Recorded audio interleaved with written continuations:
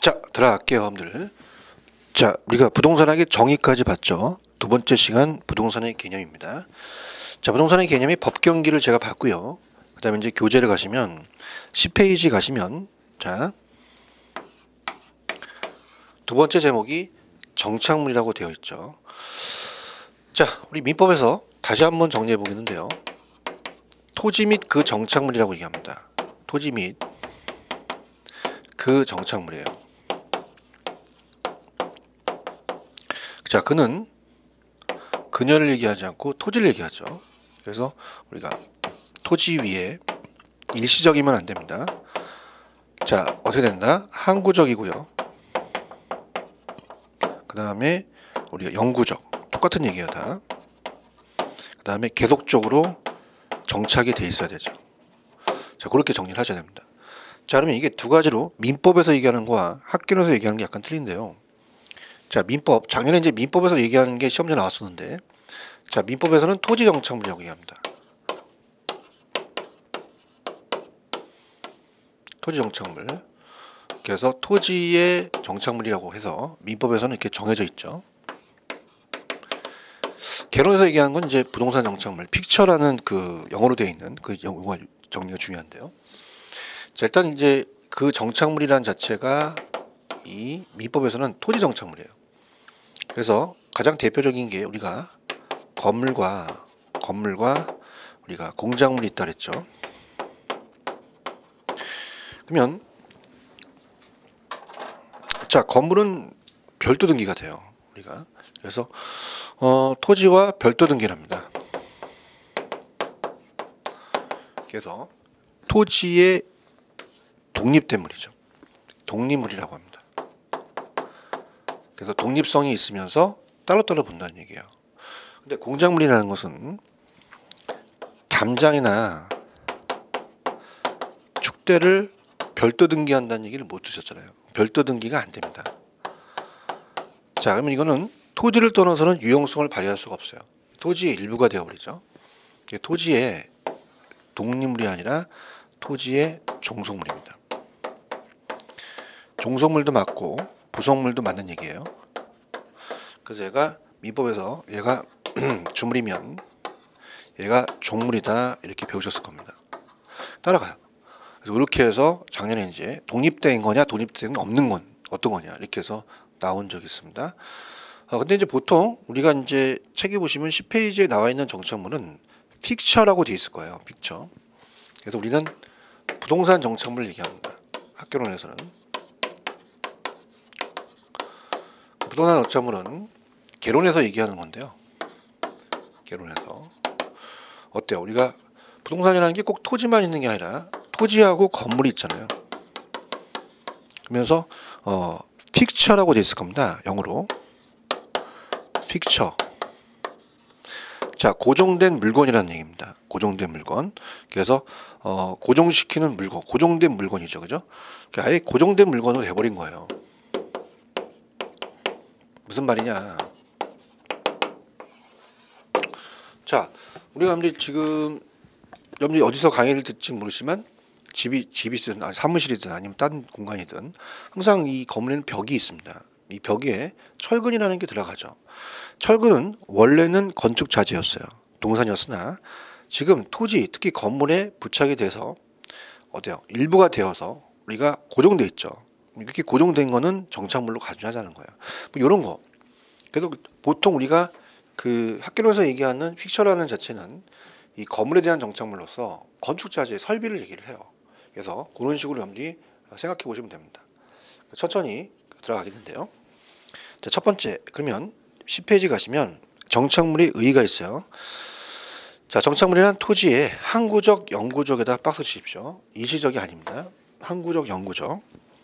의도로 설치가 되거나 부착됨에 따라 부동산의 일부가 되어 분리할 수 없게 된 물건을 가리키죠. 있게 된 하면 안 돼요. 없게 된 물건. 그래서 정착물이나 토지를 실질적으로 개량하는 것이든 훼손일 것이든 토지상의 자본과 노동과 같은 인공의 힘만 부과한다면 다 정착물로 봐요. 그래서 앞쪽에서 우리가 어떻습니까? 토지 개량물이라는 것도 정착물이라고 얘기했죠. 그럼 토지 개량물이라는 것은요, 우리가 토지 위에 이의적 힘을 가합니다. 그럼 우리가 토지 노동 자본이 생산 요소잖아요. 그럼 노동과 자본을 투입해서 설치한 건 다 토지 계량물이라고 봐요. 인간 힘이 가미됐으니까. 그래서 만약에 이게 훼손된 뭐 송전탑이다, 그래도 다 계량물로 본다는 얘기죠. 그런 뜻이고요. 그러면 정착물에 대한 유형은, 자, 정착물은 토지와 독립된 부동산 건물과 토지의 일부로 되어 있습니다. 그래서 밑에 토지와 독립된 정착물이 우리 시험 문제 나왔었어요, 작년에. 토지 소유권 내용에 포함되지 않겠죠. 왜요? 이건 독립되어 있다 보니까 토지와는 별개예요. 토지 소유권의 내용에 포함되지 않는다. 그래서 건물은 이제 우리나라 민법에서는 건물을 독립된 부동산으로 간주한다고 말씀드렸습니다. 토지와 별도로 등기하죠. 즉 거래의 객체를 기준으로 할 때, 자, 건물은 토지와 별개입니다. 건물은. 그래서 별개 부동산이다. 자, 이 수목이라는 것은 이제 민법에서 임목법에 등기된 임목에 대해서는 소유권과 저당권이 된다, 이렇게 배우셨죠. 명인 방법, 표차를, 자, 어떻습니까? 우리가 나무에다가 사람의 이름을 적는 그런 것들이 명인 방법이죠. 미분리 과실이나 분리될 수 없는 미분리 과실과 농작물. 자, 특히 명인 방법을 갖출 필요는 없죠. 이 농작물도 정착물로, 토지와는 독립된 정착물로 간주된다고 아마 민법 시간에 배우셨을 겁니다. 연결이 돼요, 민법하고. 그래서 그렇게 보시면 되고, 토지의 일부가 취급되는 물건은 어떻습니까? 자, 이거는 토지 소유권 내용이 포함이 되죠. 그래서 토지의 아예 일부가 되어버려요. 그래서 아까 교량, 돌담, 담장이나 축대 같은 경우는 별도 등기를 못하죠. 토지의 일부입니다. 토지 소유권 내용이 포함이 되며 우리가 어떻습니까? 토지로부터 독립성이 있는 거죠. 그래서 공작물, 나무나 다년생 식물 같은 경우는요, 자연과실이라는 것은, 자, 이거는 어떻습니까? 우리가 자연과실은 실질적으로 어떻게 돼요? 이 자연과실에다 한번 밑줄 쳐보시는데요. 자, 이게 이제 논란이 돼서 문제가 한번 나왔었는데, 과실이라는 것은요, 자, 일단 매도자가 매수자한테 토지를 계약을 합니다. 넘기죠. 그러면 농작물이라고 하는 경작 수확물, 수확물이라는 자체가 자연과실과 인공과실이라는 게 있어요. 그럼 자연과실은 우리가 여러 해 나는 나무라든지 여러 해 나는 다년생 식물이라든지 산딸기, 다래 같은 경우는 경작을 요구하지 않아요. 그냥 살에 나는 겁니다. 그럼 이건 되게 뽑으면 치사하거든요. 그래서 그냥 통째로 넘겨버려요. 그래서 이 자연과실은 그냥 토지의 일부가 되어버려서 토지 소유권 내용이 포함이 됩니다. 그래서 정착물로 간주해버리죠. 넘어가니까. 그래서 정착물로 간주되지 않는다고 나왔었어요. 간주된다가 맞고, 때로는 나중에 기출문제를 풀어보겠지만 중개의 대상이 되지 않는 게 아니라 물건에 따라 될 수도 있다라고 하셔야 됩니다. 그렇게. 그다음에 이제 인공과실이라는 게 있어요. 자, 인공과실은 뭐 사람이 심는 벼, 보리, 옥수수, 토마토 같은 거죠. 자, 이건 경작을 요구하거든요. 아까 경작을 요구하지 않았지만, 경작을 요구하기 때문에 경작 수확물이라고 합니다. 그럼 이거 뽑는다고 치사하지 않잖아요. 1,000만 원어치 심어놨어. 그러면 뽑고 넘기겠죠. 그럼 이거는 그냥 넘긴 게 아니라 뽑고 넘긴다, 이렇게 되겠죠. 뽑았어요. 뽑았으니까 이거는 정착물이 아니라 동산으로 가죠. 그래서 얘는 동산이다, 이렇게 봅니다. 근데 자연과실은 어떻게 돼요? 토지의 일부가 되어버려서 공작물로서 토지 내역권이 포함이 되면서 같이 따라가는 정착물에 들어간다는 얘기죠. 저렇게. 그래서 지금 나무나 다년생 식물은 정착물로 간주하죠. 토지의 일부가 되어버려서 우리가 양도시 학교 양도가 돼서 정착물로 간주되는데, 미리 가겠지만 11페이지 맨 밑에 가시면 동산에 두 번째 줄에 경작 수확물이라는 게 있습니다. 그럼 경작 수확물은 벼, 보리, 인공과실은 뽑고 넘기거든요. 동산이 됩니다. 그렇게 보시면 돼요. 자, 그다음에 이제 양가로 3번에 보시게 되면 보통 제가 건축 설비를 말씀드린다고 말씀드렸죠. 그래서 이제 그 방법에 따라서 물건의 부동산에 부착된 방법이냐, 조화 및 어떤 적응 정도냐, 당사자의 의도냐, 거래 당사자 간의 관계냐, 이렇게 보는데, 자, 밑에 우리가 1번에 보시면 동그라미 1번에, 그러니까 정착물의 구분 기준을 한번 가볼게요. 정착물의 구분 기준입니다. 가시면 동그라미 1번은 자 물건에 부착된 방법입니다. 그죠? 부착 방법. 자, 여러분들이 지금 강의를 들으시고 계신 그 안에 시계가 있어요. 벽시계가. 벽시계는 저걸 뛴다고 해서 건물에 손상을 안 주거든요. 동산이에요. 근데 벽 난로가 있어서 부셨어.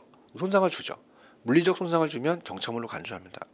근데 그것이 물리적만 아니라 기능 쪽도 포함이 돼요. 자, 예를 들어 지금 여기 형광등이 있어요. 이 강의 드시는데도 형광등이 있습니다. 형광등을 뽑는다고 해서 형광등이 전파사에 있으면 동산이거든요. 근데 이걸 뽑는다고 해서 건물에 금이 가진 않아요. 근데 어떻습니까? 이걸 빼버리면 효용이 떨어지죠. 그래서 이것도 정착물로 간주합니다. 그래서 물리적 손상만 아니라 기능, 효용도 포함이 된다고 보셔야 돼요. 그래서 1번 물리적으로 제거가 불가능하면 정착물로 취급된다. 한편 물리적으로 제거가 가능하더라도 기능적으로 건물의 효용을 제한하게 되면 정착물로 간주한다는 거죠. 그 다음에 자 2번은 어떻습니까? 그 어떠한 물건의 성격이라든지 의도가 있다는 얘기예요. 그래서 이제 우리가 이번에는 성격과 의도, 성격이 있을 거고 의도는 왜 설치했느냐. 자 일단은 어떤 물건이 건물의 특정 위치에 용도에 맞도록 특별히 고안됐다는 건 어떻게 돼요? 처음부터 그 부동산의 용도에 맞게 제작이 됐죠. 창틀이라든지 이런 거. 근데 건물 항구적으로 설치할 의도가 있다. 자 우리가 보통 여러분들 휘센 에어컨이 위에 달린 것 같은 건 우리가 건물 큰 데 가시면 보시잖아요. 그러면 이 건물주가 왜 달아놨냐면 임대 증진, 이 건물의 가치를 올리거나 임대의 가치를 높이기 위해서 한 거죠. 정착물로 간주한다는 거죠. 그 다음에 이제 4번부터 가는데 자 4번은 이제 임대인과 임차인입니다. 자, 이 관계를 얘기를 해요. 관계. 아주 쉬워요. 근데 건물주가 임대인이잖아요. 건물주가. 건물주는 임대인이기 때문에 임대인 정착물은 죽을 때까지 임대를 하겠죠. 그럼 정착물로 간주를 해요. 근데 보통 임차자는 계약 기간이 2년이면 가야 됩니다. 나가야 되죠. 그럼 임차자 정착물은요. 나중에 어떻게 됩니까? 원상 복귀하라고 그러잖아요. 이거는 정착물이 아니라 동산에 들어가죠. 그죠? 당연한 거죠. 자, 그래서 어떻습니까? 임대인과 임차인 관계가 임대인이 설치한 물건은 정착물로 간주되고 임차인이 설치한 물건은 임차인 정착물은 동산이다. 그렇게 보시면 됩니다. 그래서 밑에 그 임차인 정착물이라는 게 아마 있을 거예요. 그래서 우리가 부동산은 정착물과 구별하여 동산으로 보는 것이 일반적인데 임차자나 정착물의 소유권은 임차인에게 기속되죠. 당연히. 한편 임차인이 설치한 선반 등을 제거하지 않고 그대로 건물 일부로 하겠다는 의사표시가 있다면 정착물로 취급해요. 그게 뭐냐면 거기 위에 동그라미 5번이에요. 만약에 당사자 간의 합의나 계약이 없었을 때는 법적 구분 기준으로 갑니다. 근데 만일 당사자 명확한 그 간에 합의나 계약이 있다? 아, 나 이거 놓고 가겠다. 아니면 계약서에 써가지고 이건 정착물이다 라고 해서 안 놓고 가겠다. 그러면 그건 그걸 따른다는 얘기죠. 보시고 그다음에 동그라미 3번이 조금 우리가 기본소에 없는 내용이죠. 자, 아까는 임대인과 임차인 중에서 임대인 정착물은 정착물이에요. 근데 임차자 정착물은 정착물이 아니죠. 근데 얘가 지금 계약을 하다가 매도자가 돼서 얘한테 이 물건을 매수자한테 팔려고 그래요. 그럼 관계가 매도자 매수인 관계란 말이에요. 그러면 우리가 이제 계약서 썼단 말이에요. 그럼 어떤 물건인지 정착물이 아닌지 분명할 때는 정착물로 간주해서 매수자가로 간다는 게 또 출제가 잘 됩니다. 모의고사에서 그렇게 보시면 되고, 그 다음에 이제 6번이 참 중요합니다. 6번. 자, 6번의 얘기는 뭐냐면 경제적 가치에 크다 작다에 대한 구분 기준은 아니라는 얘기죠. 자, 한번 생각해 보세요. 비싸면 다 부동산이고 싸면 다 동산입니까? 물방울 다이아몬드도 뭐 몇십억 가는 게 있어요. 그죠? 그렇기 때문에 우리가 경제적 가치가 크다 작다라는 것을 정착물이 아니다 구분 기준을 하지 못합니다. 그래서 경제적 가치는 정착물 구분 기준이 아니죠. 그 다음에 설치 비용. 뭐 설치 비용이 더 들어갔다고 해서 정착물은 아니잖아요. 물건의 모양이 또 이상하게 생겼다. 설치 장소가 틀리다. 뭐 고가성. 뭐 이런 것들은 정착물 기분이 아니라는 거지. 비싸서다. 공시 원칙은 어떻게 돼요? 아까도 말씀드렸지만 동산과 부동산은 둘 다 공시를 해요. 공시 원칙은 차이가 없어요. 차이가 있다는 건 공시 방법이 차이가 있다는 거죠. 그렇게 보시고요. 맨 밑에 이제 동산으로 가겠습니다. 자, 동산으로 가게 되면 어때요? 우리가 밑에 동산이란 토지나 건물에 항구적으로 부착되어 있지 않아 이동할 수 있는 물건을 얘기해요. 판자집 같은 건 어떻습니까? 우리가 붙어 있어도 조만간 철거를 할 거잖아요. 무허가니까 동산이고, 가식 중의 수목 밑줄. 이 가짜가 거짓 가짜예요. 야, 이 가식적인 놈아, 이런 얘기 많이 하죠. 그러면 일단 임시로 심은 묘목이에요. 그럼 일단 키웠다가 본식을 하니까 동산이죠. 그 다음에 헐어버린 건축물도 동산. 경작수험을 했잖아요. 인공가실로서 뽑고 넘기니까 동산이다. 그러면 밑에 박스에다 별표처럼 보세요. 자, 임대인 정착물은 정착물로 취급합니다. 근데 임차인 정착물은 동산이죠. 거래 농업 가사는요. 거래는 만약에 임차인이 학원을 내서 학원 상담 테이블을 갖다 놨어요. 사업을 하기 위해서. 그럼 나중에 계약이 끝나면 가져가야죠. 그 다음에 농업은 갑돌이가 을돌이 땅에다가 농사 짓기 위해서 농기구 창고를 만들었습니다. 그럼 임대차 계약이 끝나면 또 철거를 해야죠. 가사정착물은 보통 우리가 임대주택 어떻습니까? 죽어요. 블라인드나 커튼 달게 되면 다시 뛰어가야죠. 자, 부동산 정착물로 취급되는 것은 자연과실, 자연생식물 정착물로 취급돼요. 경작 목적이 아닌 수목. 근데 동산은 아까 경작 수목을 뽑고 넘기기 때문에 동산입니다. 그 다음에 가식 중의 수목도 동산이다. 이렇게 가져가시고요. 넘겨볼게요. 자, 넘기시면 이제 복합 부동산이라는 게 아마 나올 겁니다. 자, 지금 이제 요거 페이지를 바꿔서요. 이제 들어가기 전에 자, 이거 다시 한번 볼게요. 자, 학교론 자체가 우리가 이론이다 보니까 한번 이렇게 그 내용을 다시 한번 훑어드리는 게 굉장히 좋습니다.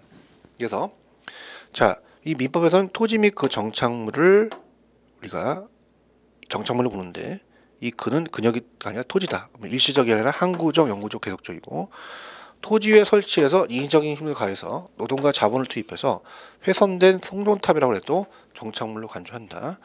자, 우리는 토지 및 그 정착물은 민법에서 얘기합니다. 토지 정착물 얘기하죠. 그래서 민법은 건물은 별도 등기가 되고 공작물은 별도 등기가 안 되죠.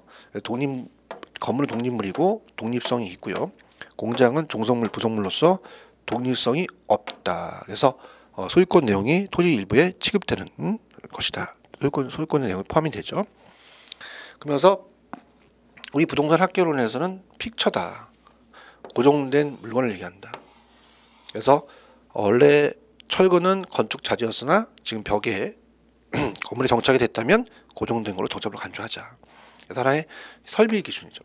그래서 부착은 물리적 손상이 아니라 기능적 손상도 주면 정착물로 간주하고요.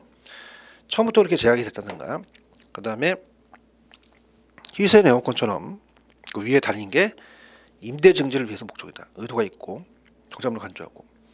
관계는 임대인 정착물은 정착물인데 임차인 정착물은 동산이다. 그 다음에 매도자 매수자 간의 쌍방이 관계라면 정착물로 간주해서 매수자권으로 넘어간다. 죄송합니다. 그 다음에 자연과실은 나무나 자연식생, 다연생 식물 여러 개 나는 산딸기 다래는 이거는 그냥 통째로 넘겨버려요. 경작을 요구하지 않으니까 정착물로 간주돼서 중개 대상이 될 수도 있다. 경작수화물은 뽑고 넘겨져. 동산이다. 이렇게 보시면 합니다. 그래서 그렇게 해서 한번 정리하시면 돼요. 그 다음에 페이지를 넘겨서 12페이지로 갈게요. 그럼 12페이지는 우리가 이제 뭘 살펴볼 거냐면, 자, 앞쪽에서 이제 복합 개념의 부동산이 있었습니다. 복합 개념의 부동산, 이거는 복합에 들어가요. 근데 자, 요 개념이 빠져서 그냥 복합 부동산이라고 나올 수 있어요. 그럼 복합 개념의 부동산은 아까 좀 전에 법경기가 있었죠. 법률, 경제, 기술적, 그다음에 유형과 무형 측면으로 복합적으로 보자는 개념이고요. 자, 복합 부동산은 토지하고 건물이 결합된 상태입니다. 그럼 우리가 좀 전에 토지와 건물은 별도 등기가 된다 그랬죠. 그럼 법으로는요, 복합부동산 일자. 왜 토지와 건물을 일체로 이용되는 게 복합부동산이거든요. 그럼 우리가 법적으로는 따로따로 돼 있어요.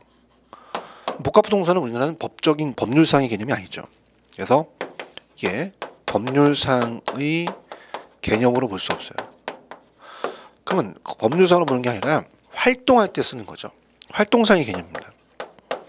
활동상의 개념. 자, 어떻습니까? 우리가 이 거래 활동할 때 보통 야, 너 건물 샀지? 네. 그럼 토지는 안 샀지? 매번 그러지 않죠. 같이 산 거죠. 거래 활동 같이 가고 평가 활동 할 때도요. 평가 활동할 때도 같이 해서 가요. 일괄해서 가죠. 일괄 평가인데. 자, 그래서 개념이 들어가느냐 빠지느냐 꼭 체크하시고요. 그다음에 복합 건물이라는 게 있어요. 복합은 앞에 주상 복합 건물이 생각됐습니다. 주상. 그럼 주상 복합 건물은 주거용과 상업용이 같이 돼 있다는 거거든요. 그러면 어떻습니까? 한 건물에 보통 점포는 1층에 있게 다용도 건물이죠. 상가가 있으면 자, 위에 주거용이 있어요. 각각 가게 틀리다 보니까 구분 평가한다는 얘기죠. 이렇게 보시면 됩니다. 자, 그래서 복합부동산의 의의 갑니다. 얘는 원래는 각각 독립된 거래에 개체가 된다는 것은 토지와 건물은 따로따로 본다는 거예요. 근데 결합된 상태로 본다는 것은 활동상의 대상이지 법률상의 대상이 아니죠. 그 다음에 이 밖에도 토지와 임목의 결합 또는 토지와 그 정착물 가운데 특별한 권리관계를 설정했을 때 이러한 권리관계와의 결합 등도 복합부동산이라 할 수 있다. 그 다음에 복합부동산은 일괄해서 감정평가를 해요. 그 다음에 밑에 보시면 2번 별표.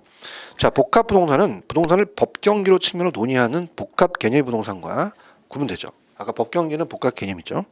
그 다음에 주상복합 건물인 이 복합 건물이라는 게 있어요. 용도가 결합되는. 그래서 구별된다는 거죠. 그래서 우리가 나중에 감정평가 때 또 나오겠지만 복합부동산은 일체로 보니까 일괄평가고 복합 건물은 구분평가한다. 이렇게 보시면 합니다. 그래서 예전에 기본 강의 때 했기 때문에 뭐 이 정도를 다시 한번 여기 체크하시고 이거 그냥 넘어가도록 할게요. 자, 그럼 이제 페이지를 옮기셔서 14페이지로 갑니다. 자, 14페이지 가시면 우리가 토지의 용어라는 게 있습니다. 뭐 주택도 단독과 공동주택이 나왔는데요. 이제 주택보다는 토지 용어가 나올 가능성이 커요. 그래서 토지의 용어라는 게 있죠. 그래서 항상 여러분이 공부를 했으니까 할게요. 항상 반대적 개념이야. 후보지가 있으면 이행지가 있고요. 나지가 있으면 건부지, 필지가 있으면 획지가 있죠. 그 다음에 또 뭐가 있겠어요? 빈지가 있으면 법지가 있죠. 요거에서 가장 출제 빈도가 높습니다. 그래서 우리가 이제 토지의 용어 먼저 나와 있는 게 이제 어떻습니까? 우리가 후보지와 이행지가 나왔죠. 후보지와 이행지가 잘 출제가 돼요. 그래서 후보지 이행지서부터 이제 들어가는데 우리가 보통 전환지라고 하죠. 전환지. 그래서 바뀌는 과정 중의 토지를 얘기를 합니다. 전환지. 그래서 후보지와 이행지 이것부터 가겠는데 그러니까 후보지와 이행지는 바뀌는 과정 중의 토지를 얘기하죠. 근데 이제 여기서 우리가 먼저 살펴볼 게 후보지와 이행지를 제목으로 제가 했으나 그 안에 박스 안에 택지 부지라는 게 있어요. 그거부터 볼게요. 택지 부지 그다음 밑에 대지는요 출제 빈도가 그렇게 높지 않습니다. 물론 우리가 넘기시면은 그 어때요? 맹지 대지라는 것도 있어요. 그래서 그거는 이제 가볍게 볼게요. 시험에 잘 출제가 안 되는 건. 그래서 자 갑니다. 자, 우리가 기본서에서 부지를 배우셨어요. 부지는 건축용지는 물론이고 하천용 부지, 그런 철도용 부지 같은 거는 건축할 수가 없죠. 건축할 수 없는 것을 모두 일컬어서 부지라고 합니다. 펼붙자, 넓게 본다는 얘기죠. 근데 택지는요, 감정평가상의 용어예요. 평가상의 용어. 그래서 택지는 당연히 건축이 가능한 땅이겠죠. 그럼 어떻게 주거용과 상업용, 공업용이 가능한 땅이죠. 부지가 더 넓은 개념이에요. 그래서 부지는 건축용지만을 의미하는 게 아니라 택지보다 넓은 개념이다. 나왔었습니다. 시험제. 그럼 부지는 일정한 용도 목적에 사용되고 있는 바닥 토지를 모두 일컬어요. 그래서 건축용지는 물론이고 하천부지, 철도형 부지는 건축할 수가 없죠. 포괄적이고요. 위에 택지로 가보세요. 이 나대지와 건부지를 다 포함합니다. 택지는. 그래서 건축물을 건축할 수 있는 토지로서 주거용, 상업용, 공업용도로 이용 중이거나 이용 가능한 토지다 이렇게 됐죠. 그 다음에 이제 맨 밑에 가시면 대지라는 게 있어요. 이게 논란이 될 수 있어요. 대지가 이게 대신할 대자에다가 흑토자를 써서 집터로서의 터대자입니다. 자, 이제 여러분들이 어떻습니까? 이 건축법에서 대지는요, 감정평가상의 용어의 택지와 좀 유사한 개념입니다. 그래서 건축법상 그냥 대지를 택지라고 그냥 우리가 유사하다 그냥 보시면 돼요. 건축할 수 도지. 근데 이 지적법에 어떻습니까? 이 지적법의 대지는 지목이 대인 토지와는 반드시 일치하는 것은 아니다. 이렇게 돼 있죠. 그냥 우리가 법이 바뀌었지만 그냥 지적법이라고 할게요. 지적법에 28가지의 지목이 있습니다. 지목이. 그래서 이 지목을 대락을 해요. 근데 공장 용지를 지목을 장이라고 하거든요. 그럼 어떻습니까? 우리가 이 대지에는 장이 안 들어가잖아요. 그러니까 대지는 주상만 들어간다고 봐야 돼요. 그러니까 얘가 더 넓은 개념이다. 그래서 그냥 법이 바뀌었지만 지적법, 공시법에서 배우는 지적법에서 얘기하는 것은 더 택지가 더 넓은 개념입니다. 공장이 빠지니까. 그래서 그렇게 보시면 되고, 그다음에 대지가 어때요? 건축법에서는 그냥 우리 택지와 유사한 건축 용지다. 그렇게 하시면 됩니다. 자, 그러면 또 넘겨볼게요. 페이지 넘기시면은 16페이지로 가셔서 거기 맹지와 대지를 한번 찾아보세요. 맹지와 대지. 그 맹지와 대지에 대지가 또 들어가죠. 대지가. 그래서 맹지와 대지.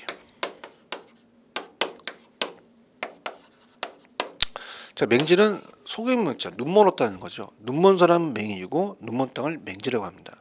자, 맹지는 도로에 접속면이 없어요. 건축할 수가 없죠. 그래서 우리가 이 건축법에 의해서 몇 메다 이상이면 건축이 가능하다 얘기를 합니다. 그럼 대지가 이 대자가 자 집터로서의 터대자가 아니라 대신할 대자에다가 오디자를 써서 자류형 모양이 됩니다. 그러면 자류형 모양이라는 자체가 이 모양이 꼭 자류형 같이 생겼다는 얘기죠. 그래서 이렇게 연결시키는 게 자류형이다. 자루 모양이다. 그래서 지금까지는 맹지가 나왔지 대지는 그렇게 출제가 되지 않았어요. 그래서 맹지는 도로에 맹지란 도로에 전혀 맞닿은 부분이 없는 토지를 말한다. 그래서 건축법에 의해서 건물을 세울 수가 없습니다. 이거 중요합니다. 그래서 이 맹지의 소유자와는 공도로 이루기 위해서는 그 주의 토지를 사용할 수가 있어요. 그래서 우리가 이제 요거는 민법 시간에서 배우신 건데요. 이 맹지의 소유자가 타인의 토지를 이용할 수 있는 권리를 지역권이라고 배우실 겁니다. 그래서 맹지는 혜택을 받았기 때문에 요역지고 혜택을 준 것은 승역지라고 하죠. 이렇게 해서 아마 민법에서 배우셨을 거예요. 그래서 맹지 소유자는 공도 이루기 위해서 그 주위 토지를 사용할 수도 있다. 대지는 어때요? 자류형 모양의 토지이기 때문에 이 넓이로 이제 좁은 통로를 내면서 건축할 수 있는 통로를 바뀌겠죠. 근데 보세요. 여러분들이 출제원이라면 이 대지는요. 한글은 같은데 한문이 다르죠. 그래서 논란이 되기 때문에 한글만 내면 안 돼요. 한문까지 가져내야 되기 때문에 출제 빈도는 낮습니다. 제가 안 나온다는 얘기는 안 했어요. 그러면 거기다 나온 게 부지택지 맹지를 많이 물어봐요. 맹지는 도로에 접선면이 없기 때문에 건축할 수 없고요. 그다음에 부지와 택지 중에서는 부지가 더 넓은 개념이죠. 그럼 택지는 주상공으로 이용 중이다. 가능한 토지다. 감정평가 용어다. 그렇게만 가져가세요. 그래서 후보지와 이행지를 들어가기 전에 얘네들은 가볍게 보세요. 그럼 어디가 시험 문제냐? 당연히 후보지와 이행지죠. 그래서 자 교재를 다시 가셔서 우리가 페이지 14페이지 다시 갑니다. 자 그러면 14페이지로 가셔서 후보지와 이행지가 가장 중요해요. 얘가 시험 문제 나옵니다. 반대적인 개념이죠. 바뀌는 과정주 토지의 전환지인데 뭐 두 가지가 지역 상환이냐 지역 내냐 이게 이제 갈려지겠죠. 자 그래서 이제 택지 지역, 농지 지역, 임지 지역이 있죠. 그래서 얘는 감정평가상의 용어가 세 가지 용도가 있어요. 용도가 전환된 게 아니라 전환되어 가고 있는 토지로서 전환이 완료된 토지는 후보지 이행지를 할 수 없죠. 바뀐 토지로 따릅니다. 그래서 후보지 이행지가 1번서부터 4번이 있기 때문에 천천히 한번 들어가 볼게요. 그래서 그 내용들을 다 염두에 숙지를 하셔야 됩니다. 자, 그래서 세 가지 지역이에요. 감정평가상 택지 지역, 자, 택지 지역, 그다음에 농지 지역, 임지 지역이 있습니다. 그러니까 그냥 여기 간단하게 본다면 어때요? 그냥 택지, 농지, 임지는 건축이 가능한 땅을 택지라고 부르고 농사를 지을 수 있는 땅을 농지, 나무 심는 땅이 그 임지예요. 그러면 우리가 이 택지는 아까 주상공이 있었죠. 주상공. 그래서 주거용, 상업용, 공업용. 자, 이건 이렇게 주상공 이렇게 적을게요. 그냥 주거, 상업, 공업이라고 그냥 알아주세요. 주택, 상가, 공장. 농지 지역은 전답, 가죠. 전답, 가수원 지역. 자, 그래서 반론 가수원이라고 하잖아요. 그 다음에 임지 지역은요. 요거는 이제 좀 어려운 단어니까 적어볼게요. 우리가 용재림 같은 거는, 용재림은 여러분들이 앉아 계시는 우리가 채권상 같은 가구용 목재 만드는 지역이 용재림이고요. 땔감 뗄 때 나무 구하는 게 바로 우리가 신탈림입니다. 그 다음에 잣나무 같은 경우는 팔게 되면은 이제 그 가치가 있죠. 경제적 가치가 있는 게 경재림이다. 이렇게 해서 보시면 돼요. 그러면 옛날에 아주 이랬듯한 시험이 쉽게 나오는데요. 토지의 유용성을 극대화시키는 우리가 어떻습니까? 순서는 임지가 농지, 농지가 택지로 바뀌면 땅의 유용성이 높아진다. 시험 문제 나왔었어요. 그럼 어떻습니까? 택농임입니까? 임농택입니까? 임농택이죠. 자, 우리가 만약에 택지 지역을요, 지금 건물이 서 있는데 그걸 부셔서 농사 짓거나 나무 심지는 않죠. 그럼 어떻게 됩니까? 임지가 농지, 농지가 택지로 바뀌는 게 우리가 어떻습니까? 요게 그 순서다. 그럼 택농임이 아니라 임농택이라고 외우셔야 했죠.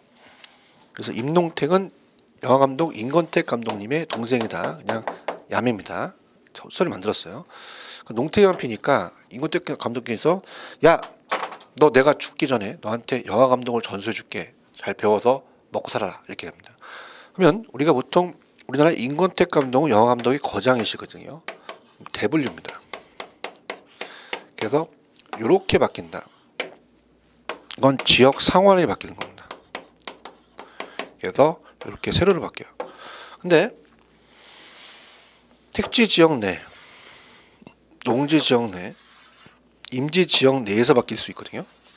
자, 그럼 이거는 지역 내에서 바뀌기 때문에 작게 바뀝니다. 그래서 얘네들이 이렇게 바뀌는 거죠.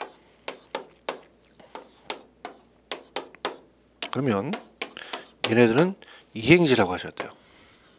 그럼 작게 바뀌니까 소분류가 되겠죠. 자, 그러면 자, 우리가 농지 지역에서 택지 지역으로 바뀐다.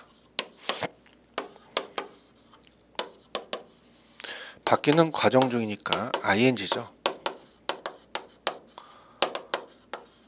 그럼 바뀐 전으로 부르기도 어렵고 후로 부르기도 어려워요. 그래서 이거를 택지 후보지라고 얘기하죠. 자, 그럼 이렇게 바뀌었다는 것은 지역 상환이 바뀌죠. 우리가 세로로 이렇게 바뀌면은 가로로 바뀌면 이행지가 되죠.